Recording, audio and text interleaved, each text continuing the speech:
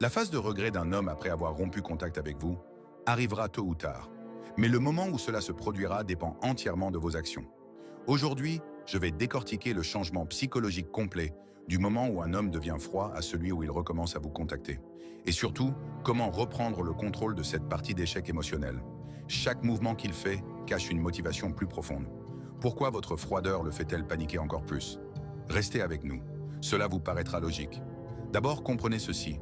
Quand un homme rompt et dit des choses comme « Restons amis, j'espère que tu vas bien » ou « On a juste besoin d'espace », ne le prenez pas au sérieux. Ce n'est que de la surface. Il pourrait même pleurer ou se montrer sentimental, mais ce n'est qu'une mise en scène. La vraie raison, votre manque d'estime de soi lui a donné un sentiment de supériorité. Tout ça, je suis trop occupé, on n'est pas compatible, ou ma famille elle est contre, ça ressemble à des raisons, mais ce ne sont que des excuses. Au fond, il a déjà fait une analyse coût-bénéfice de cette relation, et dès qu'il sent que le jeu n'en vaut pas la chandelle, il commence à s'éloigner. Si vous commencez à lui trouver des excuses, vous ne faites que diminuer votre valeur à ses yeux. Il a déjà pesé le pour et le contre. Cela n'a rien à voir avec votre valeur réelle. C'est une question d'état d'esprit.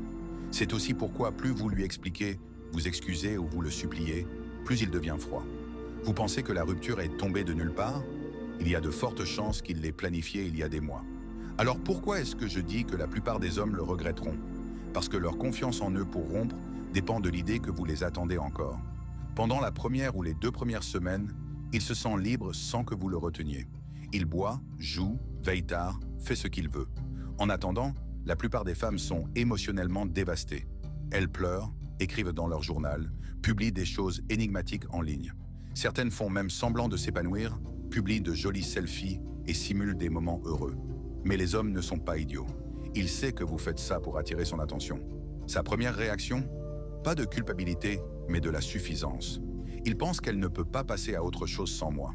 Rompre était la bonne décision. Plus vous lui montrez que vous êtes toujours accroché, plus il devient arrogant et il pourrait même commencer à vous dénigrer. Mais si vous êtes calme, consciente de vous-même et que vous n'essayez pas d'attirer son attention, pas de textos désespérés, pas de longs messages, c'est là qu'il commence à paniquer. Une fois sa phase de liberté passée et que vous restez silencieux, sans réagir, sans le poursuivre, il commence à se demander « Est-ce qu'elle ne m'a jamais vraiment apprécié au départ ?» Mais il se souvient alors de l'importance que vous lui accordiez auparavant. Votre silence le trouble. Il ne regrette pas encore complètement, mais vous êtes à nouveau dans son viseur. 1 semaine ou 2 plus tard, cette confusion se transforme en curiosité. Il commence à fouiller dans vos anciens messages, à aimer vos photos, et même à partager une chanson que vous avez mentionnée. Tout cela pour attirer votre attention et évaluer votre réaction. Et c'est le tournant.